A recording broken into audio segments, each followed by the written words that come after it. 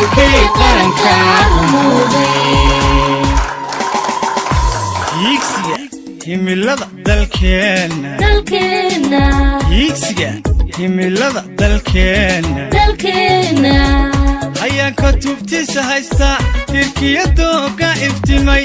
hawada uduga nasaqday midhaha hoobanta hawrtay ilaaca cirka ku hooray ilaaca cirka ku hooray سيدنا ومولانا وحبيبنا محمد الحمد لله حمدا ونشكر الله شكرا إلهي بما هدي ستهي إن أين يسغوني مادنو حفلتني قرح ضبضان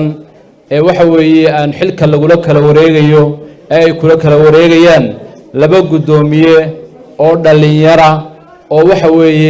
labaduba u qalmay inay xilkan qabtaan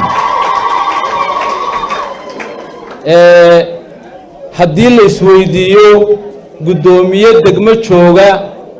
oo 20 sano jooga inaan la soo helayn baan u malaynaya guddoomiye weligii degmo joogayana haddii la doono inaan la soo helayn baan u malaynaya halkan sitiin baa joogay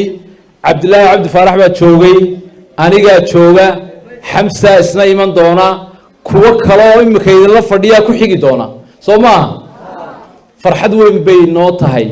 in maanta degmadii arabsiyo ay waxa weeye leedahay hami in dhalinyaradu ku soo hamiyaan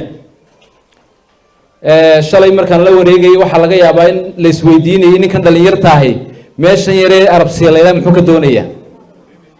laakiin maanta waxaynu dareensannahay in hunguriga dhalinyaro ee siyaasadeed uu yahay mid heer sare maraya oo ay tusaale u tahay in xamse sacad oo muuse maanta uu diyaar u noqdo inuu guddoomiyaha degmada arabsiya qabto kuwa kale iyaguna ku hamiyaya xamse waan soo dhawaynayaa waanu la shaqaynaynaa garbihiisaana noqon doonaa haddii alla yidhaah waayo sunnaha dowladnimada ayay tahay in la isku dhiibo xilka cid gaarihi ma laha dowladda nin kastoo shaqaale dowladeedii kursigu ku fadhiyo wuxuu og yahay in ummadu wada leedahay anigu waxaan ku fadhiyey kursi la wada leeyahay oo degmada arabsiyo oo dhani leedahay oo aan rajaynayo in ay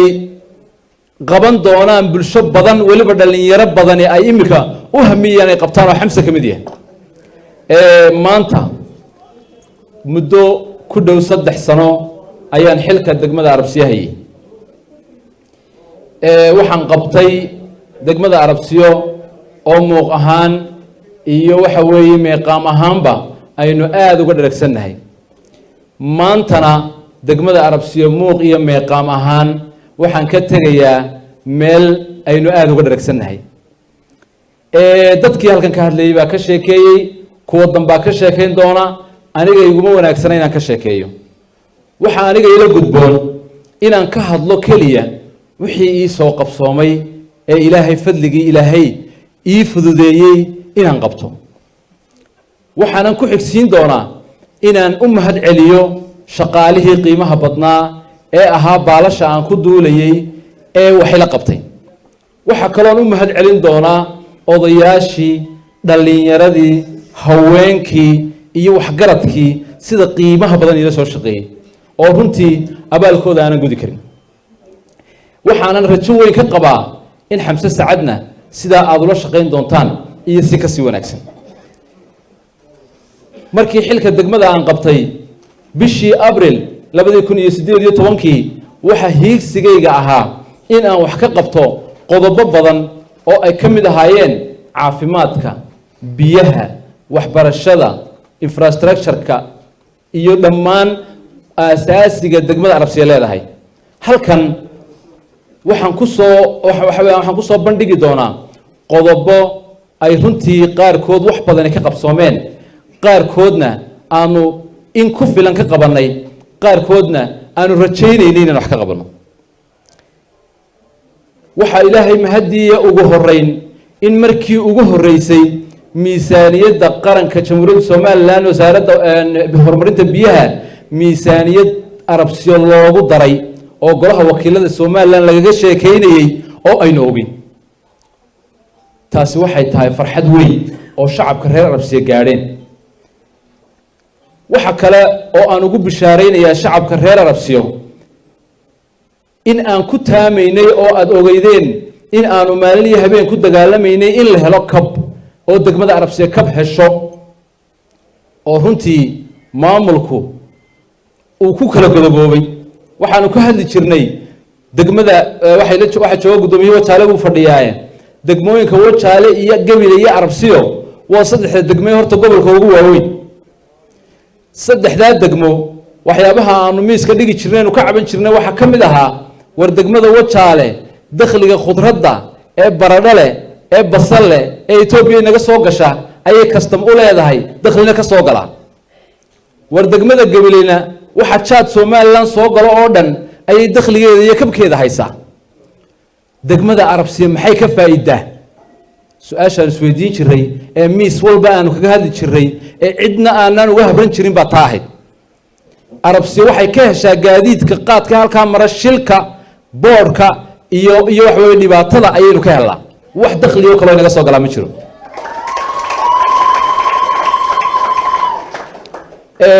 runta la iskuma naco runta la iskuma nacay mas'uuliyiintu waxa weey waxa laga yaabaa inay qaar kood qoonsadaan markaan naano war degmada Gabiley dakhli inta leeg ba soo gala degmada Arabsiya maxaa dakhli aan uga dhignaa dad yaraan lacag ka qaadnaa cashuuraha haweenkan wax ka qaadnaa booyadahan wax yar ka qaadnaa waxaasi runtii way alxamdulillah waxaan gaarsiinay inaan wax ku qabsano itaalka iyo habato iyo hayaraada midnabe laakiin waxaan rajaynaynaa wax ka badan baan rajaynaynaa hadalkaan oo soo koobaya waxaan qodob dul istaagi doonaa qodobadii horumarinta ee inoo hirgalay haddii aan dul istaago qodobka horumarinta caafimaadka waxa inoo hirgalay dhakhtar markii ugu horeysay degmada Arabsiya ka dhisma oo aan uga mahad celinayay cid kasta oo ka howlgashay runtiina aad iyo aad waxaan ugu mahad celinayaa ninkii binada ugu horeeyay nagala qayb qaatay oo ahaa Xaaji Baxsane ilaahay cimriga iyo caafimaadka ha u barakeeyo Xaaji Baxsane waxaanu la nimidnay kalsooni aanu ka kasbanay oo aanu tusnay inaanu kalsooni ku qaban karno inuu binadaasi dhakhtarka nala bilaabo waxa aanu ka ogolaanay shuruudihii uu xaq u lahaa ee cashuur dhaaf lahaa ee dhismayaashiisa iyo toonbalankiisa waafaqayay ayaanu ka ajiibnay maadaama uu yahay oday reer Soomaaliland maadaama uu yahay oday reer Arabsiya oo u qalma in loo qabto wax isna wuxuu naga aqbalay inuu fuliyo dhismihii muddada dheer ee 10 sano ku dhow la sugayay oo maanta aynu ku naaloonayno oo aan ka tagayna haddii alla yiraahdo dhakhtar weyn oo qurux badan oo reer Arabsiya dhani ay ku faani doonaan waxa sidoo kale noo qabsoomay intii aanu joognay 2 MCH oo dheeraada oo Arabsiya ka dhismay iyo hal helbos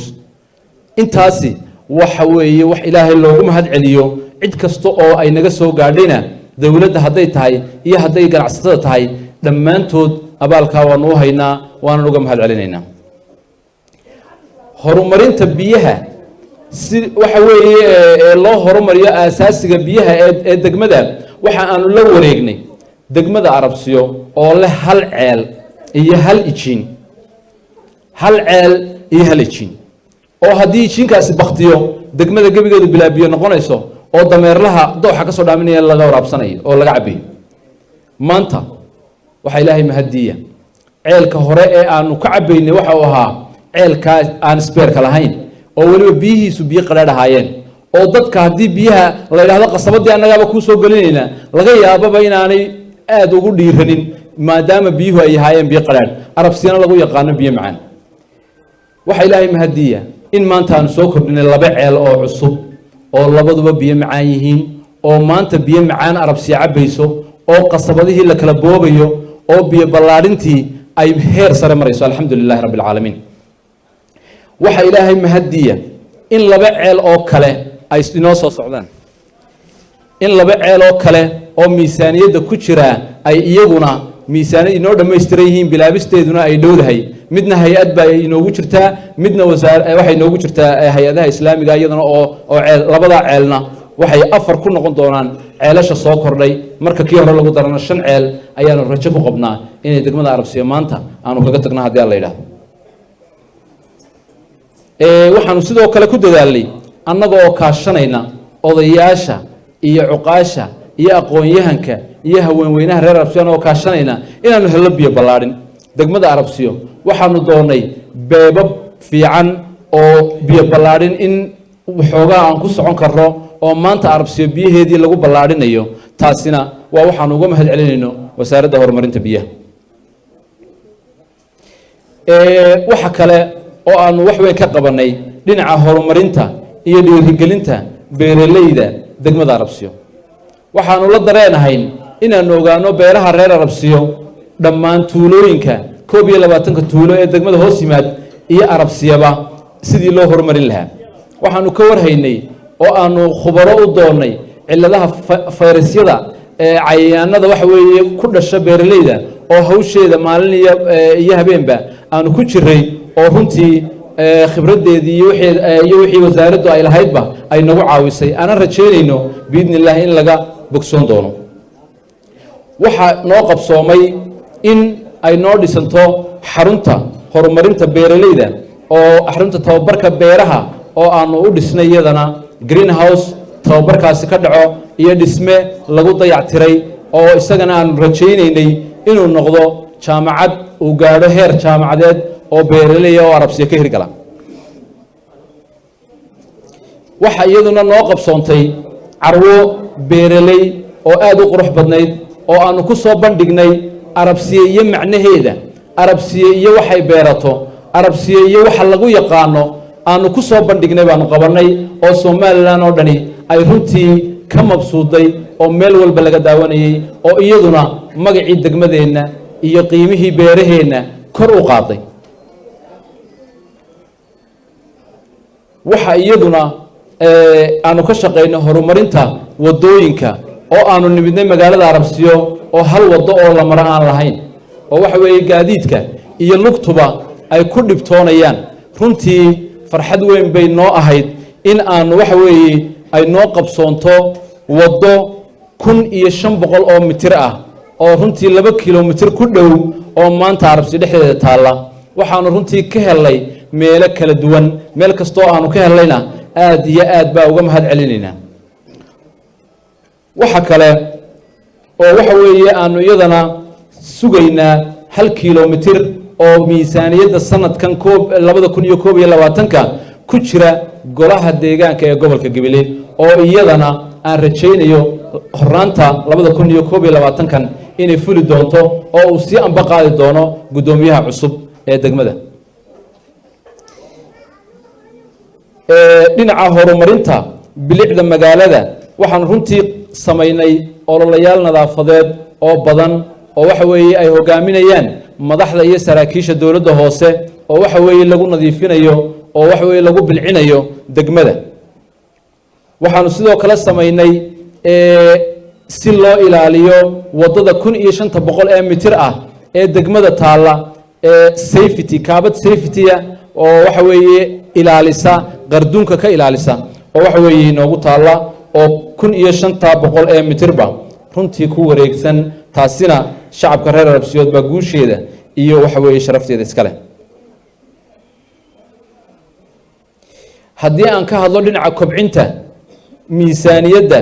iyo dakhliga degmada Arabsiyo ay leedahay iyo kii ay hore u lahayd degmada Arabsiyo waxaanu la wareegnay iyadoo miisaaniyadda degmadu sanadkii ay taagan tahay 446 milyan iyo 162 oo shilinka Soomaaliland waxaanu maanta gaadhsiinay oo aanu ku kasbanay in degmada Arabsiyo ay kab hesho oo rajayno bisha labaad in kabkii Arabsiyo la soo daayo waxa aanu gaadhsiinay 976 milyan iyo 605 oo shilin oo ku dhow 100 milyan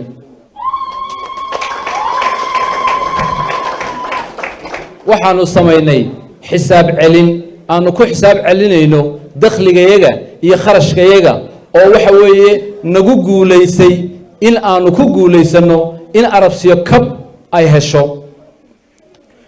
waxa ilaahay mahadiya in aanu ka tegayno xilka aan anigu xilka ka tegayo iyada oo degmada Arabsiyo meeqaamkaasi taagan waxaanu sidoo kale ka shaqeynay dhiirigelinta dalxiiska beeraha iyo goobaha taariikhiga ah ee degmada Arabsiyo ay leedahay oo runtii aad indhihiina in badan aad ku aragteen waxa degmada Arabsiyo aanu ku casuunay wasiirka wasaaradda horumarinta gaadiidka oo isaguna kamid ahaa dadkii wax wanaagsan ka geystay wadooyinka aynu arkayna muuqda ee 1500 mitir wax ka geystay ayaanu degmada ku casuunay oo aanu ku casuunay beeraha quruxda badan ee degmadu leedahay waxaanu sidoo kale casuunay wafdi uu hogaaminaya agaasimaha guud ee wasaaradda warfaafintu oo aanu ku casuunay deegaanka dhagax kuure oo iyadana aad in badan daawateen barnaamijyadii quruxda badnaa ee aanu ku dardargelinaynay dalxiiska iyo in loo soo hiloobo degmada Arabsiyo dhiirigelinta sidoo kale waxaanu sidoo kale ku casuunay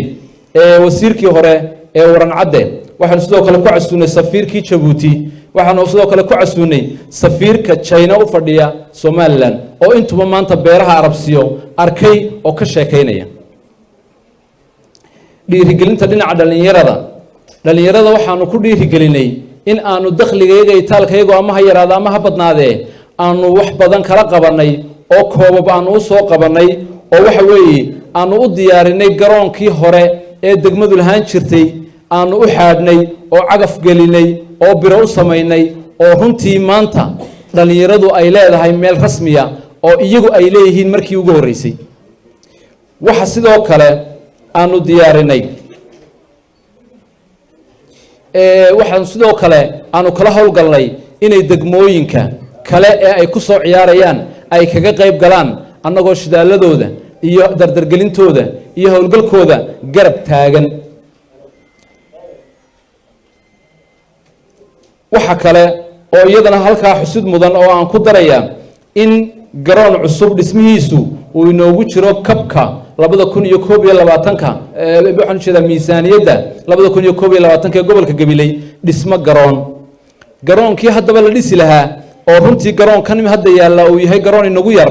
waxa aanu ka howlgalnay oo runtii aanu aad uga mahad celinaa qurba joogta dalka Sweden ee gobolka Gabiley inay waxa weeye nagala howlgaleen iibinta beer degmadu yeelato oo garoon dhalinyarada looga dhigo oo ilaa imika lacagtii garoon beerta lagu iibin lahaa kala badh aanu hayno oo waxa weeye qurba joogta ay gacanta ku hayso marka la dhameystirana aan ku wareejin doono insha Allah gudoomiyaha cusub ee degmada la wareegaya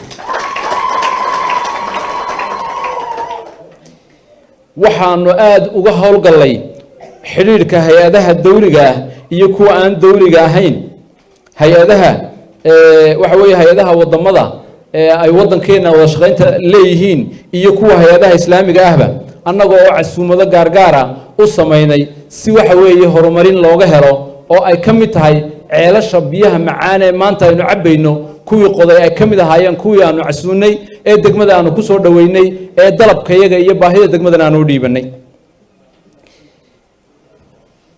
hawlgelinta iyo furitaanka kawaankii degmada oo dhismaheeda hore u lahaa gudoomiyihii hore Cabdilaahi Cabdi Faarax ayaanu hawlgelinay oo markii ugu horeysay aanu shaqo gelinay isagoo muddo 6 sano ku dhow xidhan waxa Ilaahay mahadiya inuu maanta isaguna inoo shaqeynayo waxaynu ogeyn goobta kawaanka wax lagu qalo oo ahayd laag qashin badan yaal oo waxa weeye aan qurux badnayn oo aynu ka dhiragsannahay maanta waxaan uga mahad celinayaa haweenka ku ganacsada sariimada oo sharafteeda iyo qiimaheeda iyo aqbalkeedaba iska leh inay ku dhiiradaan inay tagaan kawaanka cusub oo wadadii ay ka cabanayeenna aanu hagaajinay annagoo ka garaabayna wadadii go'nayd ee waxa weeye laagta ahayd ee ilaa 20 mitir in ku dhow qofku kor u baxaya ama waxa weeye dalcadda ahayd ee kaariyoonka hilibka lagu sido aan laga saari karayn in maanta qofka waayeelka ah ee waxa weeye 100 sano ku dhow uu dulqayn karayo taasina waa Ilaahay mahadii aadna waa uga mahad celinayaa haweenkaas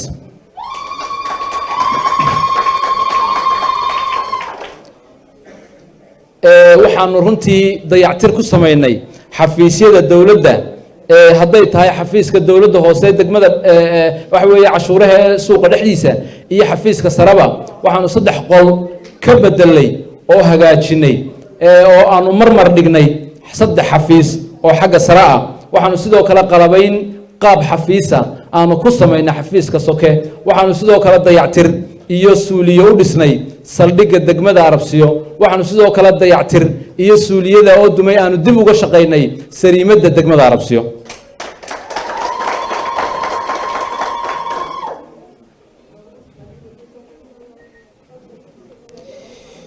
waxaanu rajaynaynaa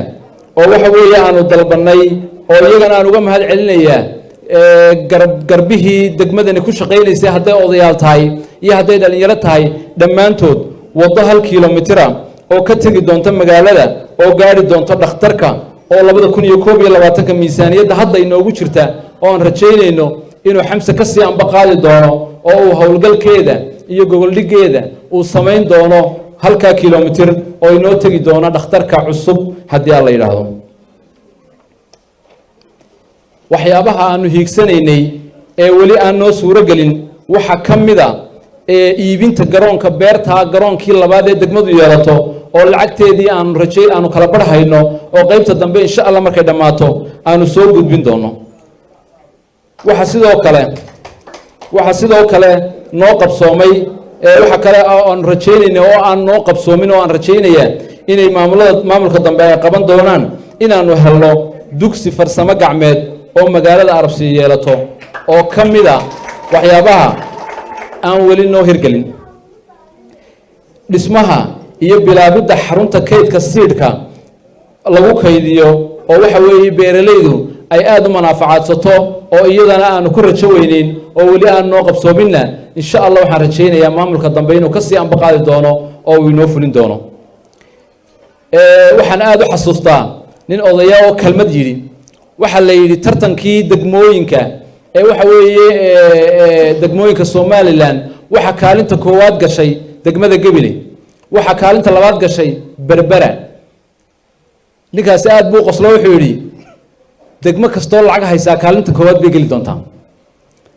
degmo kasta haday dakhli inta leedahay kaalinta koowaad cid ku qabsan mayso waxaan rajaynayaa la ino oran maayo maanta agabar baa kaalinta koowaad gashay cid ino oran mayso geed balaar baa kaalinta koowaad gashay cid ino oran mayso Arabsiya kaalinta koowaad gashay cid ino oran mayso waxaanay ku xiran tahay dakhliga soo gala ilaha dhaqaale ay leedahay mid walbaaba wuxuu taagan yahay heerka waxa weeye degmanimo ama heerka dakhligiisu yahay waxaan rajo weyn ka qabaa degmada maanta aan kaga tagayo farxadda iyo moralka iyo ifafaalaha dhalinyaradu qabaan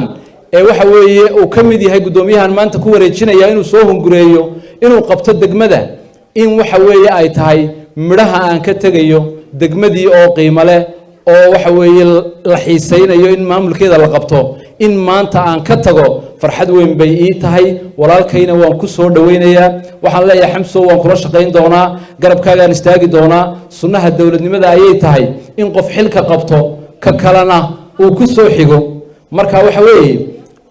dadka qaar baa u haysta in gudoomiyihii waa la bedelay ay dhibaato tahay ma aha dhibaato booska anigu ma lahayn xil baan ummadda u hayay ummaddan u hayo ayaa booskan iskale keligay deemeehi kii xilkan u sii hayn lahaa intaasoo qof ayaa iska bedeli doona xilka qaban doona farxad bay ii tahay in maanta aan dhigayo iyadoo oo ammaan iyo maamuus aan kaga tagayo degmada Arabsiyo